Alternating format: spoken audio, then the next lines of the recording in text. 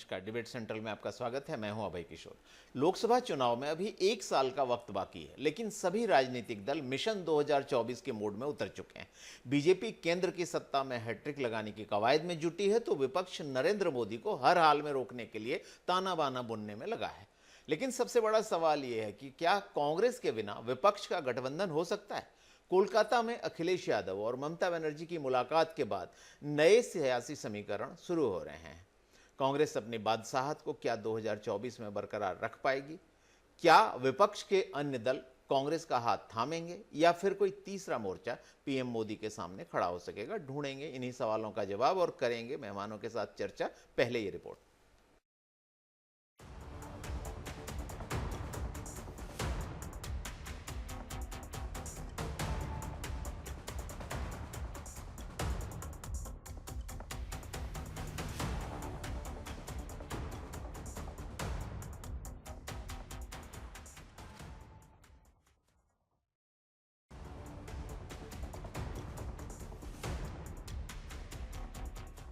Mission 2024 के लिए मुख्य पार्टी बीजेपी और कांग्रेस के साथ साथ अब अन्य पार्टियों ने अपनी तैयारी तेज कर दी है। इसी कड़ी में कोलकाता में समाजवादी पार्टी की 6वीं बार राष्ट्रीय कार्यकारिणी हो रही है। कोलकाता में पश्चिम बंगाल की मुख्यमंत्री ममता बनर्जी से अखिलेश यादव ने मुलाकात की। पश्चिम बंगाल विधानसभा चुनाव में समाजवादी पार्टी ने तृणमूल कांग्रेस को समर्थन किया था, तो ममता भी 2022 के उत्तर प्रदेश चुनाव में समाजवादी पार्टी के लिए प्रचार करने उत्तर प्रदेश आई थी। कोलकाता में दोनों की मुलाकात में 2024 लोकसभा चुनाव के लिए विपक्षी एकजुटता पर बातचीत और रणनीति पर विचार विमर्श हुआ। ममता बनर्जी विपक्षी खेमे की बड़ी नेता है और 2024 में गैर कांग्रेसी विपक्षी एकजुटता की पैरवी करती रही है।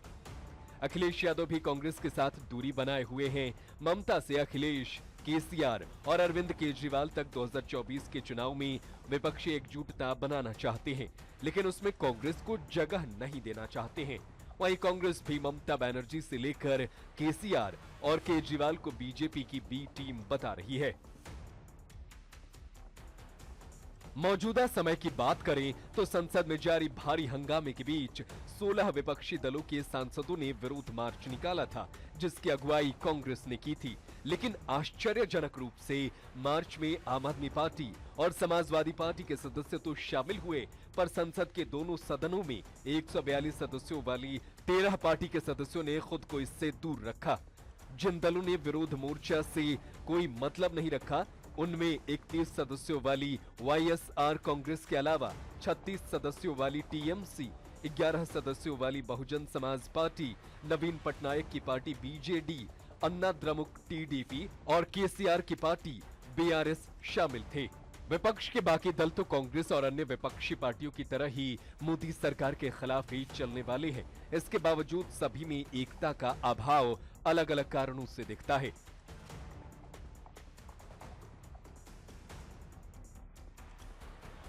साल 2024 में प्रधानमंत्री मोदी के खिलाफ विपक्ष की लड़ाई आसान नहीं होने वाली है। कांग्रेस की लाख कोशिशों के बाद भी अन्य दलों में विपक्षी एकता होती नजर नहीं आ रही है। ऐसे में कांग्रेस के लिए विपक्षी एकता की अगुवाई करना आसान नहीं है और सहयोगी दलों को अपनी शर्तों पर रजामंद करना मुश्किल लग रहा है। Bureau report, Asian news. तो इस मसले पर चर्चा करने के लिए मेरे साथ 3 खास मेहमान मौजूद हैं। मेरे साथ हैं कांग्रेस प्रवक्ता धनंजय सिंह ठाकुर, बीजेपी प्रवक्ता अशोक बजाज और वरिष्ठ पत्रकार शकील अख्तर दिल्ली से। आप तीनों का बहुत बहुत स्वागत है एशियन न्यूज़ में। धनंजय जी, ये कवायद जो चल रही है, लगातार हम इस पर चर्चा भी कर रहे हैं, आप खुद भी इसको बारीकी से देख रहे होंगे। जो बीजेपी की चुनौती है उसका मुकाबला करने की कांग्रेस की तरफ से भी लगातार कोशिशें की जा रही हैं। राहुल जी ने एक लंबी यात्रा की, देश के लोगों से जुड़े, देश के मिजाज को समझा और बहुत सारे दलों को जोड़ने की कोशिश वो लगातार कर रहे हैं। लेकिन इसके साथ ही हम देख रहे हैं कि विपक्ष का एक धड़ा ऐसा भी है जो कांग्रेस से परहेज कर रहा है, दूरी बना रहा है। ऐसे में विपक्ष की एकता होगी कैसे? देखिए भाई जी, सबसे पहली बात आपके चैनल के माध्यम से बता देता हूँ, किसी भी सरकार का कोई मजबूत विपक्ष अगर जो होता है तो जनता होती है। अगर जनता के खिलाफ सरकार काम करेगी तो जनता की जो आवाज़ जो उठाएगा वो जनता का हितैषी कहलाएगा। जैसे कांग्रेस पार्टी लगातार मोदी सरकार की गलत नीतियों का विरोध कर रही है, चाहे महंगाई के मुद्दे पर हम बात कर रहे हैं, बढ़ती बेरोजगारी के विषय में बात कर ले, गिरती अर्थव्यवस्था के विषय में बात कर ले, या जो सरकारी कंपनियों को बेचा जा रहा है उस पर हम बात कर लें। यहाँ पे जिस प्रकार से लोगों के बोलने पर जो प्रतिबंध लगा दिया जाता है, जिस प्रकार सदन में भी चल रहा है कि राहुल गांधी जी अगर देश की आवाज़ उठाना चाहते हैं तो वहाँ पे उनको बोलने के लिए माइक को बंद कर दिया जाता है, पूरे सदन को म्यूट कर दिया जाता है। या अडानी के ने जो हेरा फेरी किया है इस पर अगर कोई लड़ाई लड़ने का काम कर रहे हैं तो कांग्रेस पार्टी कर रहे हैं, कांग्रेस के लीडर कर रहे हैं। तो स्वाभाविक सी बात है, जो जनता सरकार के खिलाफ खड़ी हुई है उस जनता की आवाज़ कांग्रेस पार्टी बन रही है। और कांग्रेस पार्टी हमेशा से सभी विपक्षी दलों को आमंत्रित करने का काम की है। अभी आप देखेंगे 16 दलों के सांसदों के साथ हमारी मार्च भी हुई सदन में, हमने आवाज़ भी उठाने का काम किया है। और विपक्ष की हम बात करते हैं तो निश्चित तौर पर चाहे वो अन्य दल हो वो भी विपक्ष कहलाते हैं, और हमारी विचारधारा, उनकी विचारधारा और जो सत्ता में उनकी सारे लोगों की अलग अलग विचारधारा, जो जिनकी जो विचारधारा मेल खाती है उनसे चले जाते हैं। और कांग्रेस पार्टी तो देश की लड़ाई लड़ने का काम कर रही है, जनता की लड़ाई लड़ने का काम कर रही है। और कांग्रेस का आपको भरोसा है कि समान विचारधारा वाली पार्टी आपके साथ आएंगी और आप एक मजबूत सशक्त जो विकल्प देश को चाहिए वो आप दे सकेंगे। अशोक बजाज जी भी जुड़े हुए हैं। अशोक जी, आपके लिए तो खुशी का मौका लगता है कि एनडीए को इस बात से मजा ही आ रहा होगा कि विपक्ष आपस में एकजुट नहीं हो पा रहा, अलग अलग मोर्चे बनाने की कोशिश हो रही है, एक कांग्रेस के साथ एक कांग्रेस के बिना। अभय जी, स्वाभाविक बात है, आज कांग्रेस के साथ कोई पार्टी जाके डूबना नहीं चाहती, अपनी पार्टी डुबाना नहीं चाहती है जी, क्योंकि कांग्रेस के साथ जितने दलों ने पहले गठबंधन किया उनका नामो निशान मिट चुका है।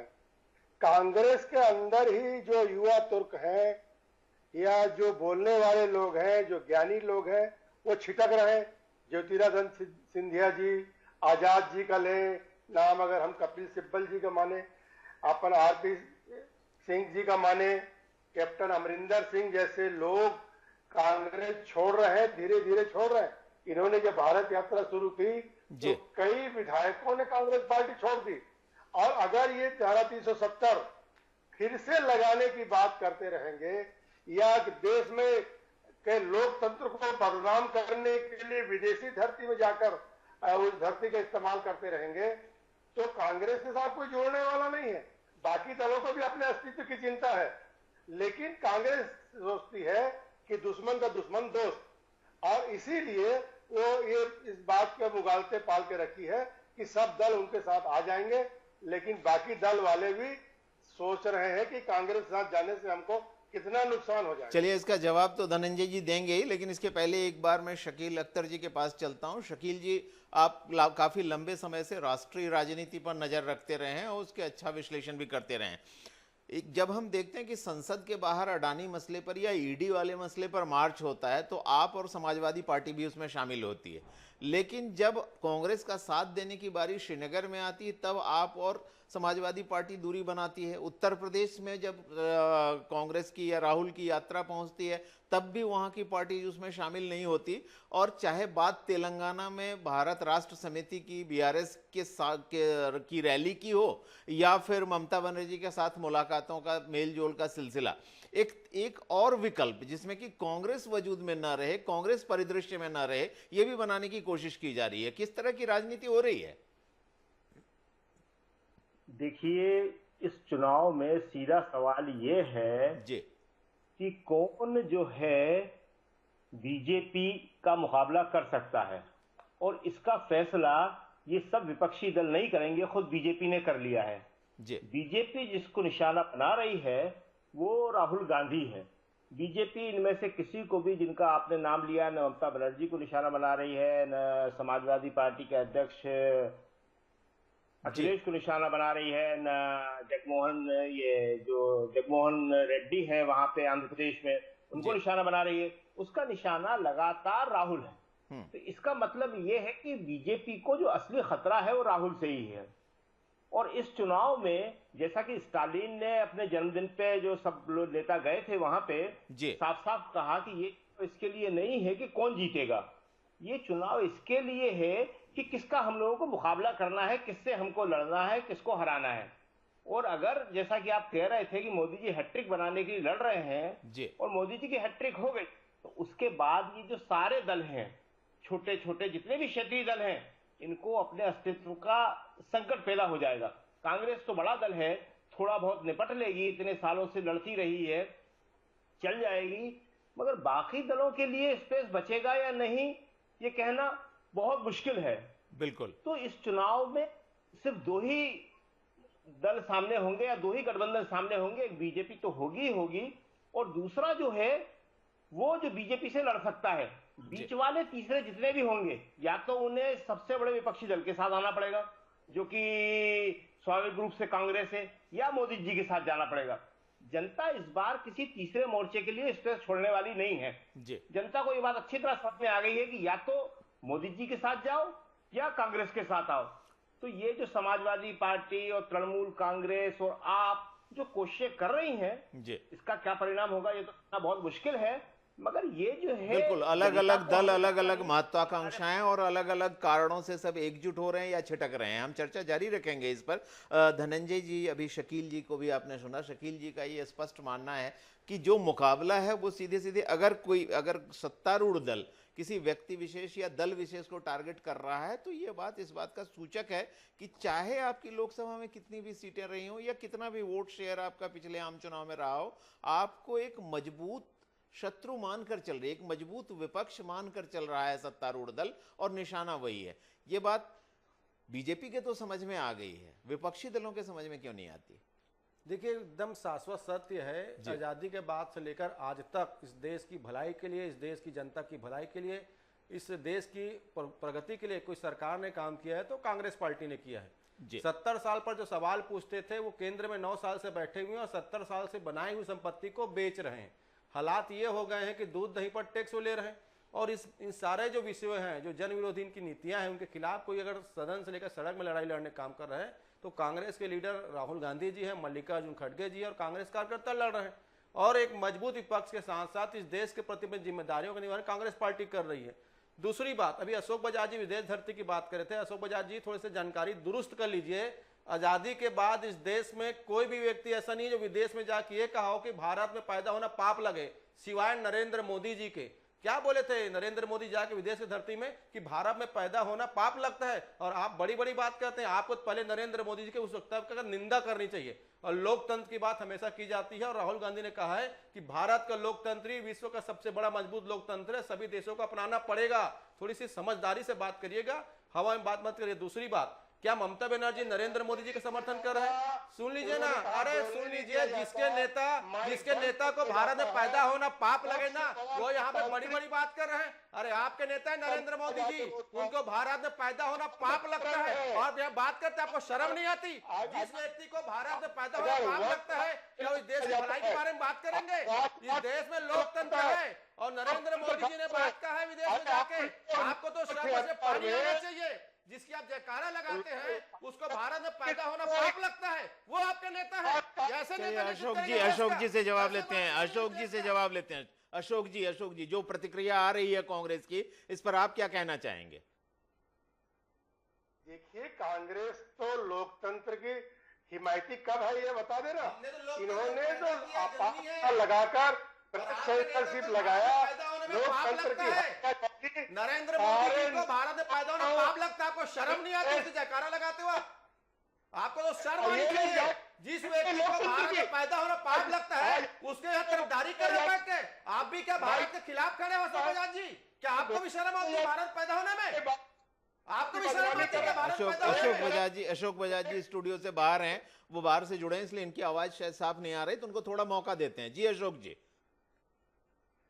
आज ये देख लीजिए, राष्ट्रीय और अंतर्राष्ट्रीय स्तर पर जब रैंकिंग होती है तो माननीय मोदी जी को 76% अंक मिलते हैं। पूरे विश्व के, दुनिया के जाने माने नेता है, पूरी दुनिया उसका लोहा मार रही। इटली के प्रधानमंत्री आके यहाँ पर उनकी तारीफ करके जाते हैं, और एक तरफ यहाँ इटली के प्रधानमंत्री यहाँ तारीफ कर रहे हैं, दूसरी तरफ कांग्रेस के नेता, इनके युवराज वहां पर मोदी जी की बुराई कर रहे हैं, लोकतंत्र की दुहाई दे रहे हैं। अरे भैया, यहाँ भारत को लोकतंत्र। अशोक जी, मुझे लगता है देश की जनता निश्चित तौर पे देश का गौरव और देश की गरिमा जो है वो हर आदमी के लिए बहुत बड़ी है, लेकिन जब हम लोकतंत्र में चुनाव लड़ते हैं तो कई कोर इश्यूज भी सामने होते हैं, और जनता अपनी सरकार इसलिए भी चुनती है कि उसको बेरोजगारी का जो की समस्या उसका समाधान मिल जाए, महंगाई की समस्या उसका समाधान मिल जाए, जो भेदभाव की राजनीति हो रही उसका समाधान मिल जाए। तो ये कोर इश्यूज भी चर्चा का विषय रहेंगे। देश की गरिमा, देश देश का गौरव तो हमेशा बना रहेगा, दल कोई भी हो उसको तो कोई अनदेखा कर ही नहीं सकता। शकील जी, जो बाकी विपक्षी दलों की जब हम चर्चा करते हैं तो देखते हैं कि हर पार्टी एक अलग मंसूबा लेकर चल रही है। अगर हम टीआरएस की बात करें तो वो बीआरएस या भारत राष्ट्र समिति बन जाती है, क्योंकि उनके जो नेता हैं उनकी अब राष्ट्रीय महत्वाकांक्षाएं, वो पीएम फेस बनना चाहते हैं। ममता बनर्जी की पार्टी कहती है 40 से अधिक सीटें आ गई तो हम पीएम प्रोजेक्ट करेंगे ममता बनर्जी को। पहले भी एक बार वो कोशिश कर चुकी हैं एनसीपी वगैरह तमाम नेताओं से। नीतीश कुमार के बारे में हम लगातार सुनते रहते हैं कि नीतीश जी विकल्प हैं, लेकिन वो देश का वो जो भ्रमण कहा जाता है वो आज तक नहीं है। आप साइलेंटली एक तीसरी पार्टी की तरफ बढ़ रही है। ये जो बहुत सारे चेहरे हम देश में देख रहे हैं, प्रधानमंत्री पीएम मटेरियल, क्या इस पीएम मटेरियल का परिणाम यह होगा कि हम एक मजबूत विपक्ष देख ही नहीं पाएंगे? नहीं, देखिए, हमें नहीं लगता कि ये सब होगा जी। आज संसद में जो सेकंड पार्ट शुरू हुआ है बजट का, 4 दिन हो गए हैं, तो रोज सुबह खड़गे जी जो राज्यसभा विपक्ष के नेता हैं उनके चेंबर में मीटिंग होती है जी। और उसमें करीब 16 और कभी कभी 18 दल तक शामिल हो रहे हैं और वो सब एक साथ जाके पैदल मार्च करते हैं, ईडी के ऑफिस तक जाते हैं, ह्यूमन चेन बनाते हैं। अब जब ये संसद सत्र खत्म हो जाएगा, हमें लगता है ये मार्च में ही हो जाएगा, वैसे तो ये 6 अप्रैल तक इसकी डेट है, मगर शायद ही चले। सरकार के पास एक ही काम है, बजट पास कराना, और उसको लेके विपक्ष भी सहमत हो जाएगा, बिना चर्चा के वो बजट पास हो जाएगा और ये साई एंड डाई जिसे कहते हैं, अनिश्चित काल के लिए स्थगित जो है हो जाएगा। उसके बाद विपक्षी एकता की असली तस्वीर सामने आएगी।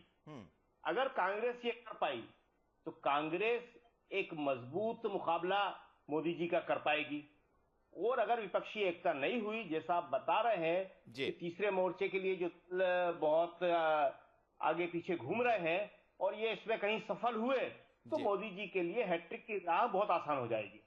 बिल्कुल। और अगर मोदी जी की हैट्रिक हो गई तो अभी जो आप चर्चा कर रहे थे और बहुत ही सही बात कह रहे थे अभय किशोर जी कि आज सबसे बड़ी समस्या बेरोजगारी की है, आज महंगाई की है, भेदभाव की है, नफरत की राजनीति की है। चीन ने आज, चाहे कोई माने या न माने, मगर सब लोग जानते हैं कि चीन हमारे अंदर घुस आया है और बैठा हुआ है, और हम उसके बारे में बात भी नहीं कर रहे हैं, उसका नाम भी नहीं ले रहे हैं। तो देश के सामने ये बहुत गंभीर किस्म की समस्याएं हैं, लेकिन कुछ लोग ये समझते हैं कि सिर्फ नफरत की राजनीति फैलाकर, विभाजन की राजनीति फैलाकर दूसरी चीजों को दबाया जा सकता है, लेकिन उसकी एक सीमा होती है। जी बिल्कुल। आज हिंडनबर्ग के बाद मध्यम वर्ग भी हिल गया है। जब ये सारे के सारे एलआईसी और स्टेट बैंक में संकट आ रहा है और विदेशों के बड़े बड़े बैंक जो है ढह रहे हैं, तो भारत के मध्यम वर्ग में भी सवाल पैदा होने लगा कि अगर हमारा एक आध बैंक ढह जाएगा। देखिए, आपको तो याद है, आप तो पुराने पत्रकार रहे हैं, कि इंदिरा गांधी ने बैंकों का राष्ट्रीयकरण इसीलिए किया था, और उसके बाद जब 2007 और 8 में विश्वव्यापी मंदी आई थी, हमारे देश में भी एक अफवाह उड़ गई थी एक प्राइवेट बैंक जा रहा है, तब मनमोहन सिंह ने कहा था कि ये बैंकों का राष्ट्रीयकरण ने इतना मजबूत हमारी अर्थव्यवस्था को बना दिया है कि कुछ नहीं होगा, और वही हुआ जी, हम बच गए उसमें से। तो ये आज की स्थिति में बहुत मुश्किल है कि अगर आप बेसिक इशू पे, जिन्हें आप कोर इशू कह रहे थे, उन पे ध्यान नहीं दिया, आर्थिक स्थिति पे ध्यान नहीं दिया, ये सबसे बड़ी, शकील जी, जो हम देखते हैं हर चुनाव में बीजेपी की एक बहुत सुविचारित स्ट्रेटेजी होती है कि कोर इश्यूज से चीजों को डाइवर्ट करो, देश के गौरव की बात करो, प्रधानमंत्री के बढ़ते कद की बात करो, क्योंकि उन्हें मालूम है कि अगर कोर इश्यूज पर चर्चा होगी तो फिर जो जनादेश है उसके आंकड़ों पर अगर हम जाते हैं तो बीजेपी स्टैंड नहीं करती। अगर हम देखें कि 300 सीटें लाने वाली बीजेपी वोट शेयर कितना लाई थी, तो वो केवल 37.3% था। इसका मतलब है 62% से ज्यादा वोट उन दलों को मिले थे जो बीजेपी के साथ नहीं थे या बीजेपी से के विरोध में लड़ रहे थे। धनंजय जी, जो ये बात मैंने अभी कही कि लगभग जो विपक्ष का वोटों का बंटवारा है आपस में, ये सबसे बड़ी समस्या है। देश का एक बड़ा तबका आज भी मोदी जी को प्रधानमंत्री के रूप में देखना चाहता है, लेकिन देश का एक दूसरा बड़ा तबका वो भी है जिसे लगता है कि पार्टी लाइन से अलग हटकर उसकी जो अपनी मौलिक समस्याएं हैं उसका समाधान होना चाहिए। महंगाई का समाधान होना चाहिए, नफरत की राजनीति का समाधान होना चाहिए, देश के संवैधानिक ढांचे को जिस दिशा में हमने ले जाने की कल्पना की थी धर्मनिरपेक्ष राज्य की, उसकी तरफ हमारे देश को जाना चाहिए, न कि एक राज्य के मुख्यमंत्री द्वारा सभी जिलों में दुर्गा सप्तशती का पाठ कराने जैसी की चीजों के लिए फंड देकर इस बात पर सवाल खड़ा हो जाए कि धर्मनिरपेक्ष राज्य जो होता है वो धर्म और राज्य को अलग अलग करता है। तो ये जो तमाम मुद्दे हैं, आप उसको कैसे आगे ले जाना चाहते हैं चुनाव में? देखिए अभय जी, आज हर घर की समस्या हो चुकी है महंगाई, हर हाथ की समस्या हो चुकी है रोजगार कैसे मिलेगा, और जिस प्रकार से मैं तो कहूंगा देश की जो हालात उत्पन्न कर दिए गए हैं, हर व्यक्ति इस बात को आज लेकर चिंतित है कि कल उसके साथ, उसके परिवार के साथ गुजारा कैसे चलेगा। स्वाभाविक सी बात है, धर्म की आड़ में जो भारतीय जनता पार्टी राजनीति की, एक बार काट के हांडी चला, दूसरे बार काट के हांडी चला, क्या अब लोगों को ये चीजें समझ में आ गई है कि ये जिस प्रकार से नरेंद्र मोदी जी की सरकार, भारतीय जनता पार्टी और उनके अनुसांगिक संगठन लोगों को बरगलाने की कोशिश करते हैं, तो मूल मुद्दा लोगों को क्या है? खाली पेट तो भजन नहीं होता, राष्ट्र की सेवा कैसे होगी? आज लोगों के हाथ में रोजगार नहीं है, बेरोजगारी के मामले में देश 45 साल पुराने हालात में खड़े हुए हैं। महंगाई के हालात ये हैं कि लोग, अभी आज ही मैं अखबार खबर सुर्खियां पढ़ रहा था कि पूरे देश में 5 करोड़ उज्ज्वला के हितग्राही हैं जो सिर्फ एक बार सिलेंडर भरा पाए साल में। लोगों के हाथ में रोजगार नहीं, ट्रेन मिल नहीं रही है। अडानी का जो हेरा फेरी हुआ उसमें बोलने की क्षमता केंद्र में बैठी सरकार की नहीं है। जेपीसी की मांग को ठुकरा कर जिस प्रकार सदन को बंद कर दिया जाता है, तो चीजें तो लोग समझ रहे हैं ना, ये लोग समझदार लोग हैं, चीजों को देख रहे हैं, आकलन कर रहे हैं। ठीक है, कुछ समय तक झूठ चलता है, लेकिन आज अगर लड़ाई होगी तो मैंने कहा ना कि सबसे बड़ा विपक्ष का अगर कोई है तो जनता है, और जनता की आवाज कांग्रेस पार्टी उठा रही है। राहुल जी ने सच की बात कही ना, राहुल जी ने सत्य की बात कही। आप देख लीजिए, जिस समय कोविड का दौर चला था, उन्होंने भी अलर्ट किया था कि विश्व में एक बीमारी फैल रही है, आप उस पर ध्यान दीजिए, जनता को परेशानी नहीं होनी चाहिए। उस दौरान क्या किया भाजपा के नेताओं ने, केंद्र की सरकार ने नमस्ते कार्यक्रम करने लगे, पूरा देश लॉकडाउन में लग गया। हम जब किसानों के आंदोलन की हम बात कर लेते हैं, राहुल जी ने सदन पहले दिन कहा कि जो आप किसान का बिल लेकर आ रहे हैं, ये किसानों को गुलाम बनाने का साजिश, इसको आपको वापस लेना पड़ेगा। आखिर में माफी मांगकर उसको वापस लिया गया। हम रोजगार की बात करें कि आप सरकारी संस्थाओं को बेच रहे हैं, तो आरक्षण भी इससे खत्म हो रहा है, लोगों को रोजगार की समस्या उत्पन्न हो रही है, और एक बहुत बड़ा संकट देश पर आएगा कि अगर उद्योगपति को लाभ नहीं होगा वो ट्रेन बंद कर देंगे। अभी हालात देख लीजिए, 1 साल से लगभग ट्रेनें बंद हो रही छत्तीसगढ़ में, कोयले को दलाली आप देख लीजिए, तो जनता चीजों को समझ रही है ना। आ रहा है तो वापस कोयले का वो संकट पैदा ना हो जाए, इसकी भी चिंता देश में है ही। अशोक जी, बीजेपी पर एक बड़ा आरोप जो लगता रहा है वो ये है कि जो भी पार्टी उसके साथ सहयोग करती है, धीरे धीरे करके बीजेपी उसे खा जाती है। आपको क्या लगता है, ये भरोसे का संकट आपके लिए तब भी होगा अगर आप और दलों को साथ लेकर चलना चाहेंगे, या अकेला चलो ही करेंगे? देखिए, भारतीय जनता पार्टी के पास सभी मित्र स्थायी हैं जी, और जिन लोगों ने अपनी विचारधारा बदली, आप देख लीजिए, शिवसेना की अगर बात आप करना चाहेंगे जी, तो उन्होंने शरद पवार जी से नाता जोड़ा और कांग्रेस से नाता जोड़ा। जिस कांग्रेस के खिलाफ वो लड़ते रहे, उनके पिताजी लड़ते रहे, उद्धव ठाकरे के, बाल ठाकरे जी, वो उनके साथ इन्होंने नाता जोड़ा, अपनी विचारधारा बदली। इसके कारण आज उद्धव ठाकरे जी कहाँ है, उनकी शिवसेना कहाँ गई? अब वो जनता के नजर से ओझल हो गए हैं लोग, और धीरे धीरे ये विचारधारा चलेगी कि राष्ट्रीय विचारधारा क्या है, ये चलाना पड़ेगा। आप कांग्रेस को जिताकर आप चाइना और पाकिस्तान में पटाखा नहीं फोड़वाना चाहेंगे कोई जनता, कि चुनाव हो, चुनाव परिणाम के बाद भारत में पटाखा फूटे। इसके लिए लोग आज संकल्पबद्ध है, और इस बार आप ये जान लीजिए कि 400 प्लस झूला झूला रहे थे क्या? और बिरयानी खाने पाकिस्तान चले गए थे मैं ये बोल रहा हूँ, आप चुनाव परिणाम बिरयानी खाने पाकिस्तान गए थे क्या? 400 प्लस भारतीय जनता और पार्टी चाइना के उसको झूला झूला रहे थे। कांग्रेस में कोई दाव चलने वाला नहीं है, कांग्रेस तो डूबती ना है। अरे देश को डूबने से बचाओ, कांग्रेस की चिंता मत करो। नरेंद्र मोदी देश को डुबा रहा है, देश को। कांग्रेस की चिंता मत करो, कांग्रेस से फिरंगी नहीं टकरा पाए तो आप नारंगी लोग क्या टकराओगे? अरे देश की चिंता करो। जिस नरेंद्र मोदी को देश में पैदा होना पाप लगता था, आज उसको गर्वान्वित महसूस हो रहा है। ये नरेंद्र मोदी जी के वक्तव्य थे।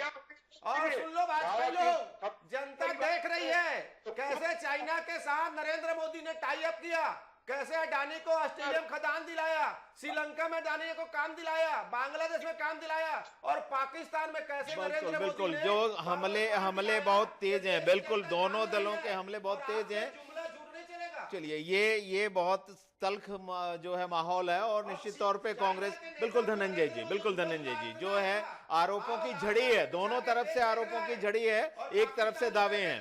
मैं एक बार फिर शकील जी के पास जाना चाहूंगा। धनंजय, एक बार मैं शकील जी के पास अंतिम टिप्पणी के लिए जाना चाहूंगा। धनंजय जी की जो बात आपने सुनी, अशोक जी की भी सुनी, जो क्लेम और काउंटर क्लेम है, बीजेपी का कहना है कि राष्ट्र का गौरव बढ़ा है, मोदी जी के नेतृत्व में विश्वास बढ़ा है, इसलिए जनता मोदी जी को और बीजेपी को जिताएगी। कांग्रेस का कहना है कि जो मौलिक मुद्दे हैं उससे जनता परेशान है, उसको भय है कि एक अडानी जैसा कोई एक हिंडनबर्ग घोटाला ना हो जाए पहले की तरह और उसके गाढ़े की कमाई ना डूब जाए, उसे भय है कि बेरोजगारी ना बढ़ जाए, जो महंगाई है वो ना बढ़ जाए। तो ये जो तमाम चीजें हैं, इनके बीच में एक परिपक्व देश किस तरह से बिहेव कर सकता है, क्या आपको संभावनाएं दिखाई देती हैं शकील जी? देखिए, सबसे बड़ी समस्या यह है कि जब भावनाओं को ज्यादा भड़काया जाता है जी, तो जनता जो है वास्तविक मुद्दों पर सोचने में असमर्थ हो जाती है। आज वही स्थिति है, लेकिन सोचना सत्ता पक्ष को यह चाहिए कि क्या इससे देश वास्तव में मजबूत हो रहा है। दावे ठीक है, करना चाहिए, कर रहे हैं सबके सब, मगर देखिए भारत की मजबूती जो है दुनिया में, भारत का नेतृत्व तो नेहरू जी के टाइम से, उस टाइम से है जब उन्होंने गुटनिरपेक्ष नीति बनाई थी जी, और पूरी दुनिया का नेतृत्व करते थे। इंदिरा जी जो थी अमेरिका को सीधे धमकी देती थी कि तुम 7वां बेड़ा नहीं 8वां बेड़ा पहुंचा दो, लेकिन मैं बांग्लादेश को अलग करके रहूंगी क्योंकि बांग्लादेश से बहुत बड़ा शरणार्थी मेरे देश में आ गया है और उसकी जिम्मेदारी मेरे ऊपर है। तो ये सारी बातें आज कोई कह सकता है, ये मुश्किल है। लेकिन आज रूस और यूक्रेन में युद्ध हो रहा है तो भारत की विदेश नीति जो है उसी गुटनिरपेक्ष नीति के आधार पर दोनों के बीच में बातचीत करने की कोशिश कर रही है और विश्व में उसको सराहा जा रहा है। तो ये सारी चीजें, दुनिया में गौरव जो है भारत का हमेशा रहा है। भारत एक अपने आप में महान देश है। जी, देखिए जी। प्रधानमंत्री आते रहेंगे, जाते रहेंगे, पार्टियां भी बदलती रहेंगी, न नेहरू रहे न इंदिरा गांधी रही, लेकिन समस्या सबसे बड़ी जनता को अगर आप मजबूत नहीं करेंगे, देश में भाईचारे का माहौल नहीं बनाएंगे, एकता नहीं बनाएंगे, तो ये समझना बहुत बड़ी गलतफहमी है कि देश इससे मजबूत हो रहा है। देश इससे कमजोर ही होगा, देश मजबूत नहीं होगा। बिल्कुल, देश को जो मजबूत जो बनाने समरसता का ताना बाना हमारे संविधान निर्माताओं ने बुना था और जिसके चलते देश की का गौरव पूरी दुनिया में बढ़ा है। भारत को एक परिपक्व लोकतंत्र माना जाता है, कि एक ऐसा स्थान माना जाता है जहां सभी धर्म, वर्ग, जाति, वर्ण के लोग एक साथ रह सकें, एक साथ तरक्की कर सकें। तो हमें उस समरसता के धागे को बना के रखना है। बहरहाल आप तीनों इस चर्चा में शामिल हुए, इसके लिए आप तीनों का बहुत बहुत धन्यवाद। तो आज हम चर्चा कर रहे थे डिबेट सेंट्रल में, मोदी मुकाबिल हो तो विपक्ष कैसे बिहेव करेगा, क्या वो एकजुट होकर बीजेपी की चुनौती का 2024 में सामना करेगा, या आपसी स्वार्थ या आपसी महत्वाकांक्षाओं के चलते अलग अलग टुकड़ों में बटा रहेगा। इंतजार करते हैं, देखते हैं क्या होता है। आज के लिए इतना ही, मुझे दीजिए इजाजत, नमस्कार।